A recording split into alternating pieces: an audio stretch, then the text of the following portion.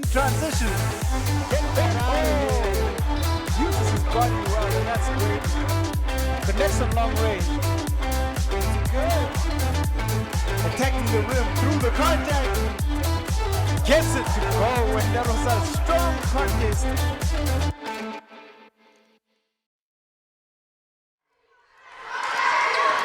Good morning, ladies and gentlemen, boys and girls, and welcome to day 4, the final day of the St. College Basketball Tournament 2020. As you can see in the background, the timing's a little off today. We had some technical issues, but we're here. We're here. In the chair next to me is Quinton. Quinton, it is absolute chaos. 8 o'clock early start, and it's already absolutely kicking off here at the Wits Old Mutual Sports Hall. The equivalent of eating your Wheaties in the morning. It's breakfast done the right way, and this competition on the floor between these two teams has been intense, and it might say there's a lot of precipitation outside. It's been raining on the floor inside here at Wits Old Mutual Sports Hall.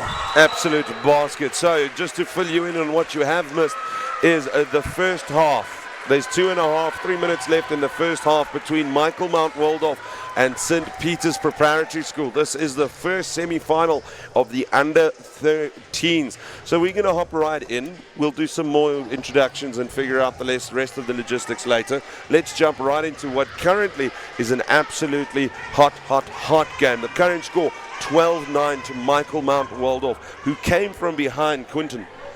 Just picked up the lead late in the second quarter, and it's been the play of a young little star. He wears the number 4 and he's got the headband. You can see him to the left of your screen. Luca has had the crowd going wild, but St. Peter's have done it through a variety of ways. They've pressed and they've managed to get a couple of fast breaks. The crowd in the house has been very supportive, and they've created a great atmosphere so far. The second half promises to be just as competitive as the first, and I think if you tuned in right now to SSL Live, you're going to get some really great basketball action. Future stars showcasing their skill sets. You were talking to me earlier when we were off air about how this breeds competition. I think the atmosphere breeds competition. These two teams, it's a grudge match. A couple of weeks ago, St. Peter's getting one over Michael Mount Waldorf in the finals of a tournament, and in the group stages a little bit earlier, it was Michael Mount getting one over St. Peter's. So these teams know each other well. They compete hard, and Michael Mount always have their. This is the equivalent of the Barmy Army. They just yeah, they definitely come out and support. On your screen, they were just there. That is the Michael Mount supporters, and they're making themselves heard. That is for damn sure. On your screen, the Michael Waldorf bench with assistant coach Igor Dubrovka, the son of head coach of the first side, Dubrovka, who had a bit of a disappointing quarterfinal loss yesterday to St. Stithians. Also a grudge match there yesterday in the under-19s. That under-19 section, it is difficult to predict outcomes of games because teams are so evenly matched. So it is literally the team that is the most well prepared and turns up in the game. They come away with the win. So I expect that to be the theme for the day, because these knockout games and these finals, it's been 3 long days of basketball. The wear and tear on the legs is real, and these guys will be excited, and the mind may be willing, but the body might not be able. No, it's been a busy day. My name is Adam Zawada. With me is Quinton, or affectionately known as Q Denason. And we thought the 8 o'clock game was going to be a bit of a slow start, and let me tell you, it is the opposite of that, and it is going hard. On screen now, number 4, Luca, for Michael Waldorf. That he means business, eh? That headband, that attitude, you can see the focus on the man's face. He plays a big game as well, and you have to earn the right to wear a headband, and so far he's proved his worth on the floor. He certainly is. Bit of street culture there, Q. Someone to look at, and I mean, it's a functional headband. He's got a lot of hair. He's got to keep that under wraps. So half-time, ladies and gentlemen. We're about to kick off the second half, and things are happening here. St. Peter's started very strong. Number 11, Siabulile Takana, has been a main power player and ball carrier for them. Now St. Peter's caught up at the back of the key. They're spreading it right. Makana again. He goes into the middle. Number 13. That is a big player for St. Peter's Prep. That's Akani Sitole, and he's been a big player for them at the moment. Q, do you know what's really been interesting for me to see is, maybe a bit unfairly, you start to assume that under 13s are missing their shot and they're not as concise or as clear, or as there's not as much precision. But their shot percentages have been very positive so far. The one thing I really enjoyed is the coaching staff take a lot of pride in it as well. And they before the game had a discussion with both sides, and they said, I want you to have a good look because they run sets, they take shots, and they make them at high percentage, and it's lived up to their billing. No, it's been very good. In the background, you can hear the support absolutely through the roof. What's very nice as well is there's a very big balance at the moment between Michael Waldorf's support and St. Peter's. They've also come out in strong, and they make themselves heard when St. Peter's gets a basket. It's happening both on and off the floor, and there's still a chance for St. Peter's to get out on the break. He does force the foul.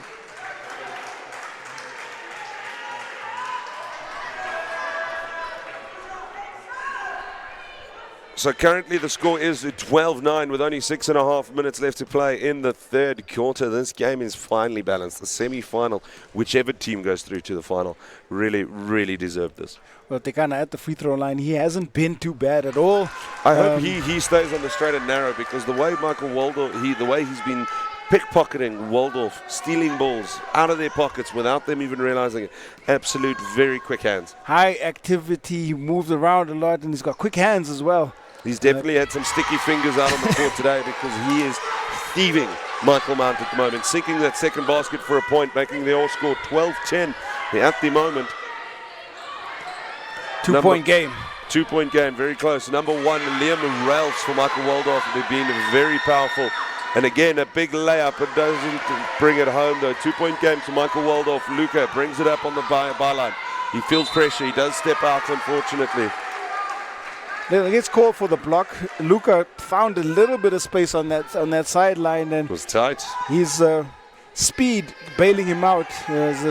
St. Peter's defenders just really couldn't get there in time. Luca to Ralphs. Ralphs goes up. Air ball. It's been well recovered by number 25. Absolutely superb. Or was that 23? No, it was 25. That's DeVet. Good rebound there by him. He's been doing some quiet, understated work. Did Luca just call him for a traveling there? Try to call the traveling, but the ball moves.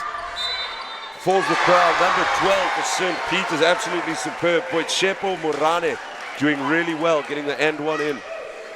Just my observation in terms of St. Peter's style of play, a lot of ball handling, dominant ball handling by Tekana. Doesn't give it up too often. That time did, and it was Morane who managed to get himself and ties the game. A chance to get St. Peter's back in the lead from the free throw line. When St. Peter's drives, they generally meet with good results. But what that means with that basket, it's all tied up at 12-12. This is anyone's game at the moment. It's been competitive throughout, and I don't expect that it will change in the next two quarters. This one, I feel, will go down to the wire. DeVet puts the ball back into play to Luca. Luca looking for Gupta, doesn't find anyone. It gets stolen. Was that Sitole? No, that was number 8. That's Bryce Mashako doing some hard grind. They come away with possession. Now to Makana. Makana released that to Sitole. Sitole went up, does win the defensive foul though. These players are getting frustrated, Q. They're asking for calls that aren't there. I don't think we should be coaching players, speaking to the referee at such a young age.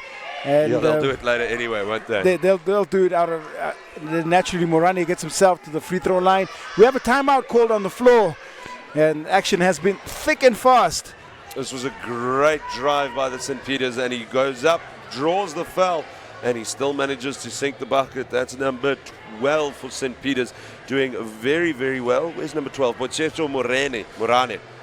Oh, bit of swagger there as well, huh? He lets you know that he's got the strength through the contact to get the bucket. So that is the way that we get into this timeout. And coaching staffs both taking the time to try and set some strategy.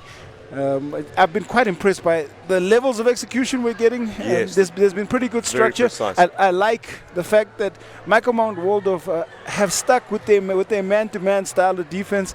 There's a lot of coaches older coaches in the league that advocate that from a young age, kids should be taught the principles of man-to-man, and the zone should only be introduced a lot later. Zone, the belief of the general coaching community is that makes players a bit lazy. So I'm for the school of man-to-man as well. Well, I mean, you were mentioning it off air that even at a young age, it's good and healthy to see. So number 12, Morane, steps up to the free throw line. He's in the paint there, as one would say. Can he convert? This is a tied-up game, 12-12. Morane with the chance to give his team a 2-point lead. And what is the benefit from a timeout is the clock won't run, so a little bit of pressure. Hush falls over the crowd. Unfortunately, doesn't sink it. The technique wasn't great there. Uncharacteristically really quiet during free throws. It's like golf it's there, almost eerily quiet. But it's weird. I think it's something that hasn't transgressed, or transgressed is the wrong word. Morane goes up again. Sitole wins the rebound. He goes up. He draws another foul though. So, you know, like if you go watch ball in the States and so on the free throw, everyone's trying to distract. They're loud. They're trying to get in their head. In South Africa, it's like when it's with rugby, with kickers, everyone tries to go quiet. I mean, maybe it's the younger boys, but I even noticed it at an under-19 level. It's really, the culture has got to transcend a little bit. So it can't be too much of a culture shock, because you leave these borders and you go and play in another country. You're at the free throw line. You best believe you're going to receive some animosity. Sitole does well, gives his side the lead, singing the second free throw, giving them the lead of 13-12 at the moment. St. Peter's preparatory's way. Luca's got the ball, drags one, drags two. He manages. What I love to see is how he draws 2 to 3 players every time. He gave that ball to De Wet, who didn't pass it. He was looking for Liam Ralph. This one finds Gupta. Gupta finds Luca. Luca looking for a player, He does give it to number 6. That's McCunn. That goes to De Wet at the byline. He's got space. He shoots, misses, pulls the trigger. That's the consistency we spoke about earlier. Now it goes to number 11, Takana, the main ball carrier for St. Peter's. He's been playing very well. Definitely a big player for St. Peter's. Goes to Sitole. Sitole drives. Does really well. Not enough strength in the shot. Gupta rebounds. Gupta loses a foot, so it is a foul, an offensive foul on number 8. That's Mashako.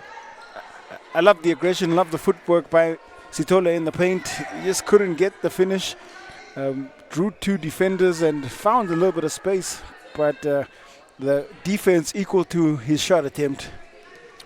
After that, Sitole's been playing really well, a key player for St. Peter's. He's come off. Luca decides to drive, goes under the tall man, gets bounded out though.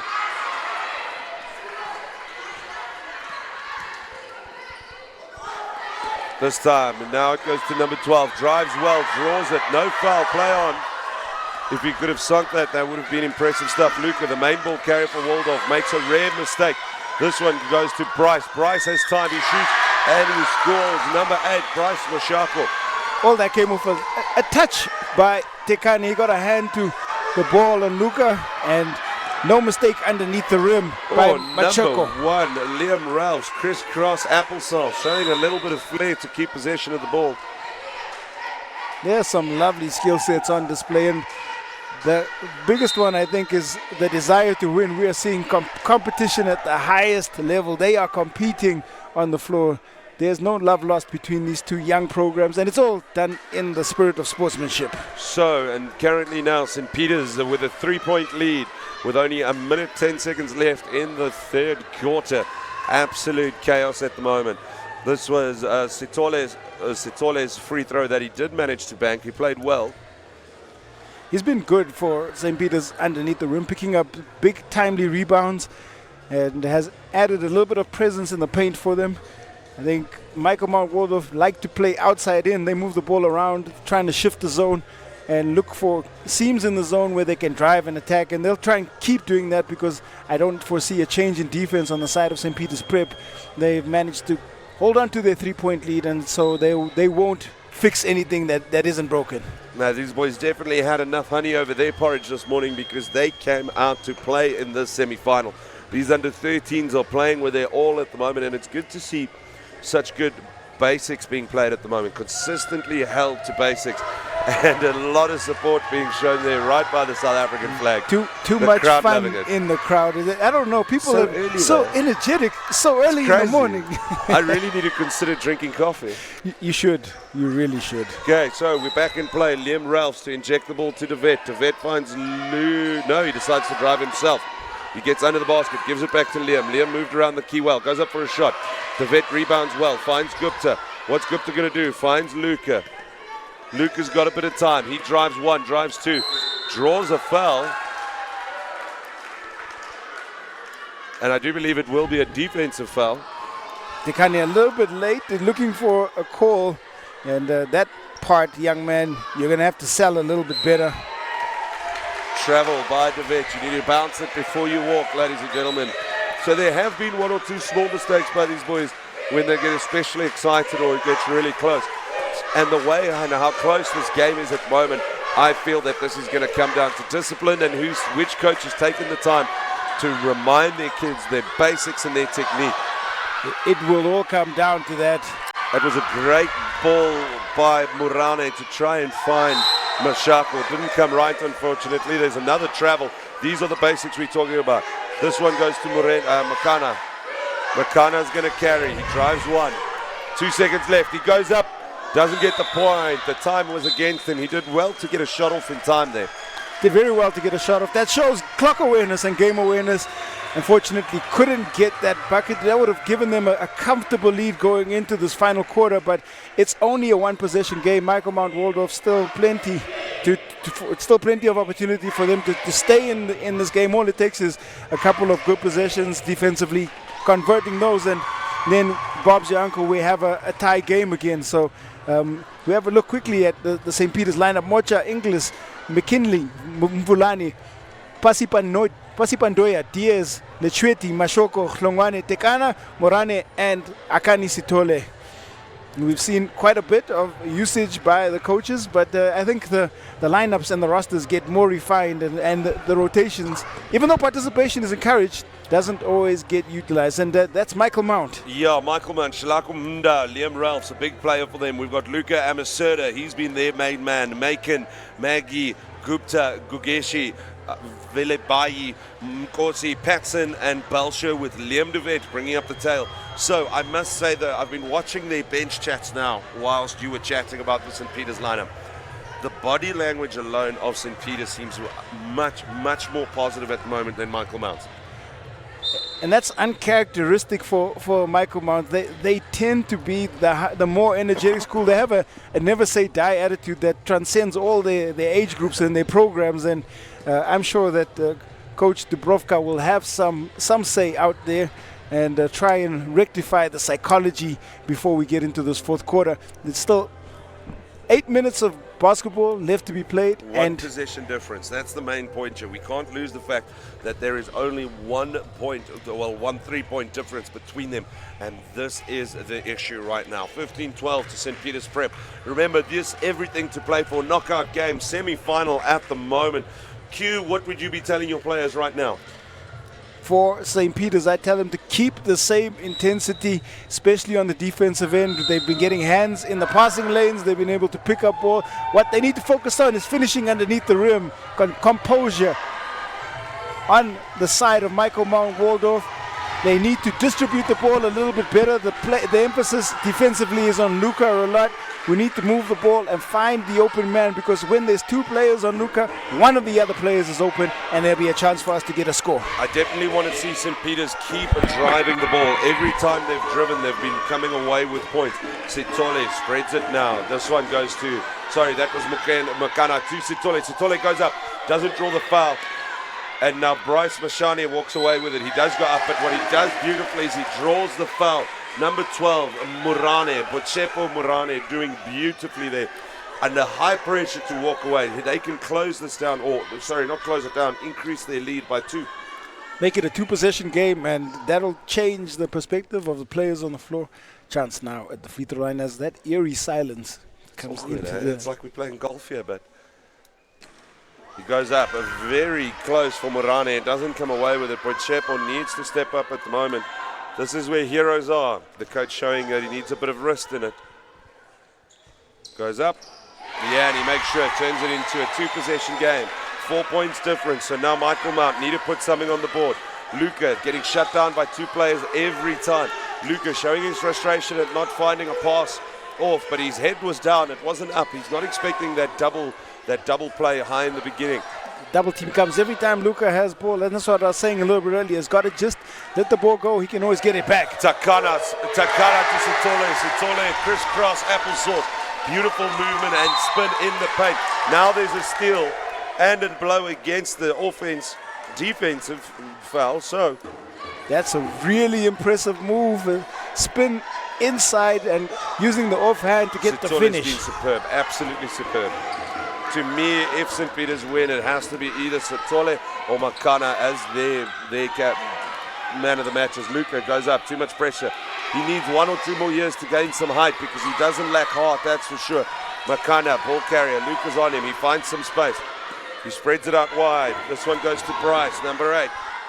Bryce Mashako goes up. Sithole wins the rebound. He's got a bit of room. Doesn't put it away. Now it's Mureni. Mureni goes up. Too much pressure.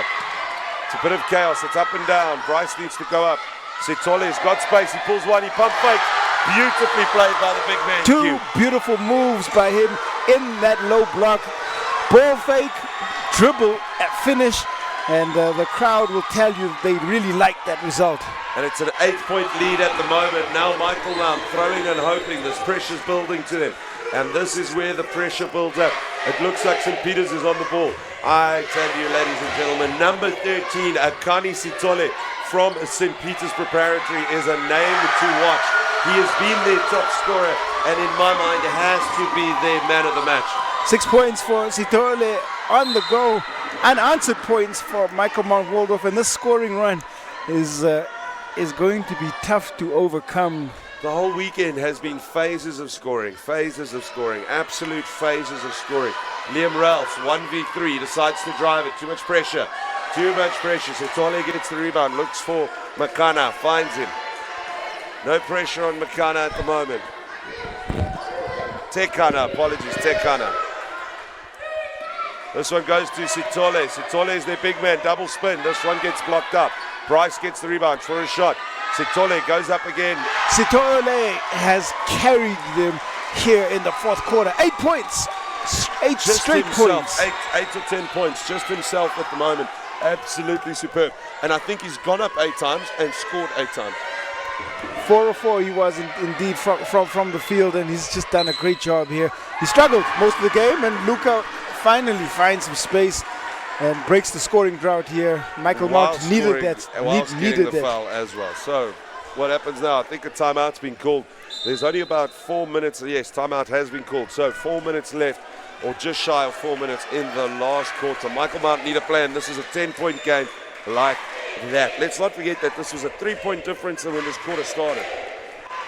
All of this really coming from the player. Sithole, ball fake, gets into a jump stop, puts it off glass. That is great fundamental play. Nothing wrong with anything that is done there. Got the defender standing and was able to finish with composure. See, goes to the ball fake again. This time uses his body, gets by. But gets the rebound. That's the main point to get the second point. Gets his own rebound, does the good work. Sithole has been absolutely superb. Here's another one. 1, 2. There's 3 around him, and he still manages to put the ball in the basket. When you feel it and when your heart, the basketball just has a knack for going through the rim. So Luca on the other end with that much needed score. Again, nice fundamentals. Gets into the space, uses the left hand on the left-hand side, and it goes glass to break what has been a 4-minute scoring drought for Michael Mount Waldorf. Definitely give Luca a few more years. He's going to come back as an absolute powerhouse, which is something to remember. So Luca for Michael Mount. And also let's remember old Liam Ralphs has been playing very well when he's been on the court. So Luca, a chance to bring it down to 9 points. Doesn't do that, does get his own rebound. It goes to DeVet. DeVet looks for a player, doesn't find one. Now it's Sithole on the fast break. It's 1v2. He's got Takane on the outside, decides not to use him. And he travels. So Michael Mount with a bit of possession now. They've got a bit of momentum going at the moment. One dribble too many. And that release had to go out to Takane. Perhaps where a little bit more experience would have helped young Sithole. Foul drawn again by Luca. He's doing really well at the moment to draw said fouls, but he needs to sink the points, in the wise words of Takane, otherwise it's pointless. No, dad jokes almost killed me, Q. It was bad. Why? Where's the hunger from Waldorf? Number 6 was in, that's Makan. Chetan Makan was alone in the key, unmarked. If DeVet had got that ball across the key, Makan could have made a shot. Another foul picked up by St. Peter's, and one more foul and then they'll be in the penalty, and Luca or Michael Mount Waldorf will be able to get to that free throw line. Luca's doing really well, but because he is smaller of stature, there's just too much pressure on the high ball. Tries to pocket steal one, does really well to do it. Advantage, what a ball to Sithole. Sithole needs to release that. Absolutely superb. Sithole has, in my mind, a 90% hit rate. He gets fouled. I thought when he didn't pass it, I thought he should have got across the key originally, but he still manages to put it in and draw the foul. Monster fourth quarter by Akani Sithole. Put his team on his back right now and has played big. 10 points for him. Absolutely superb. Sithole, you hear the crowd screaming MVP because he has been the most valuable player for St. Peter's today. And now there's a foul on the St. Peter's player, looking very surprised by that because of the fundamentals shown by Luca that if you're not planted, you have free reign to keep going. And Luca went through him, but he did it at the right time in the right place and draws the foul. Sithole picked up the rebound, but there's a break in play because we are in the penalty and there was a foul committed, which means that Luca will go to the free throw line to take a couple of shots. The interesting thing here at the moment, last 2 minutes, stop-start. That's very good by Luca, brings it back down. Luca had a much better first half and has struggled throughout the second half as the coaches made a little bit of adjustment, pressuring his ball handling. Absolutely shut down. It's been 2 on him every time. Now St. Peter's can take their time. Remember, there's no shot clock. It's good to see such intensity. That should be a St. Peter's foul, I feel. It's exactly what it is. Timeout called by the St. Peter's coaching staff, and that's assistant coach Kabelo Mate signaling for the timeout. And there's only a minute 24 left, 26-15. Ladies and gentlemen, this game was so tight. Me and Q wouldn't even know where our money was going. We were unsure which direction this game would go, and St. Peter's dug deep and walked away with it. Siyabulela Takana has been absolutely superb for St. Peter's as a ball carrier, but their MVP, Akani Sithole, has been the man through and through. He scored about maybe 12, 14 points in just the last quarter to bring his side that big lead that should lead to victory. Yeah, he's been superb, and certainly 10 points on the trot. And then from Michael Mount Waldorf, the only guy who's really put his hand up on the end offensively is that man, Luca. And every time he gets the ball, there's a lot of pressure on him from both the crowd and the defense, but he does always try to do his best. And that man, Akani Sithole, or that young man, Akani Sithole, has been superb. And it's a great time to step up. A knockout game, a chance to advance to the final. He's certainly helped their cause. I feel personally, between me and you and everyone else listening, our little secret of course, I feel that St. Peter's coaching has been a bit more tactically sound at the moment, especially with the way they've set up Sithole as their Takana as their ball carrier, using Sithole. But let's not forget that Boitsepo Morane and then of course number where's his now? Bryce Mashako, number 8, have all pitched in here with big effort. It feels to me that Michael Mount have used Luca too much. They were using Liam Ralph, who also had a good first half, then faded away in the second. Where's the support? I have to agree with you. Much more balanced attack from St. Peter's. They've spread the ball well, and it's been difficult to isolate a single scorer. And they've also rotated their bench a little bit more than we've seen on Michael Mount Waldorf's side. So more players getting a little bit more minutes, and that's the kind of what you want to see at prep school level. Well, in this moment, there's been a 5-player sub for the last minute and a half for Michael Mount. So maybe changing their tactics up completely. All 5 of them, all new, going to where they need to go. This might also be submission by the coaching staff, and winning is not the only thing. And like I said, at this level, you want to make sure that you get experience to all the players on the bench. Crisscross apple style. Sithole tries to go up again. Doesn't come right though. Too much pressure. But it's fine because number 8, we spoke about Bryce Mashako before, gets the rebound and under high pressure turns around and just walks away with another 2 points. Now, what I love is St. Peter's is not losing any of the intensity. They're still pushing up high. And now St. Peter's with a big 5-man sub as well, changing their game up. also court time. You mentioned it at this level. And what you will see as well is we are going to running time because the lead by St. Peter's Prep significant and is highly unlikely. 10-point difference. The rule is a 10-point difference only triggers last 2 minutes a stop-start. So, of course, not during penalties because that's always stop-start. What a shot by number 13, Michael Mount. What I do love about this, that's in Hongwe, number 13. What I love is that, okay, you might not be first selection, but then when you do get your chance, take it, bank it, and raise your hand. Because he forced a foul there. He pump faked the free throw. Which is illegal, which is why they've given up possession. And why possession has gone to St. Peter's Prep. St. Peter's Prep finding a loose player on the bottom of the byline. There's a big side difference there. Puts his hand up, almost goes in, comes out again. So 30 seconds left, ladies and gentlemen. Running time keeps going. 28-16. This was a close game, Q, but I have to give credit to St. Peter's Prep, their coaching staff, tactically and particularly Mr. Akani Sithole. Great third quarter, great fourth quarter for St. Peter's, and they have earned their victory and the right to advance and play in the final. 4, 3, time running down. It doesn't look like there's going to be a last-minute point. But that means a St. Peter's Preparatory School wins the first semi-final of the under-13s and is through to the final. Look at the joy on those boys' faces. You can see it means a lot to them.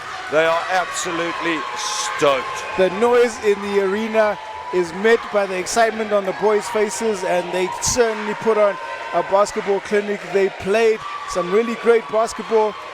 Michael Mount Waldorf, try as they might rue what happened in the second half and their lack of adjustments.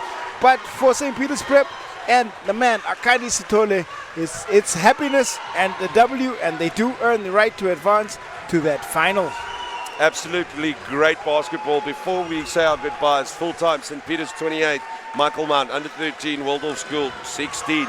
What I want to point out particularly is how precise and clean-cut St. Peter's game was. Michael Waldorf's as well. For this age group, this is superb, absolute superb to see. Because all of these boys are going to be all-stars. Luca in particular, Liam Ralphs, very good. Remember these names, ladies and gentlemen. Takana, Sithole, Luca, and Ralphs. Absolute great basketball playing here today. Certainly names for the future, and we're not sure where we'll see them. There's still plenty of time. 7 years from now, we could see them in the Olympic Games, could see them in the NBA, who knows. And at full time, it is St. Peter's Prep under 13, 28, Michael Mount, 16. So Q, you out of here now. I'm seeing you later though. You will see me a little bit later. Okay, so ladies and gentlemen, wave your goodbyes to Q Denason. He is out of here. He will be coming back later, your favorite voice, of course. And I will be joined in the chair by Mr. Labaka, and he will be joining me for the next game. So don't go anywhere, ladies and gentlemen. Still so much good basketball coming your way. The other semi-final in under 13s is your way to do it. It is Highbury versus Sacred Heart. Don't go anywhere.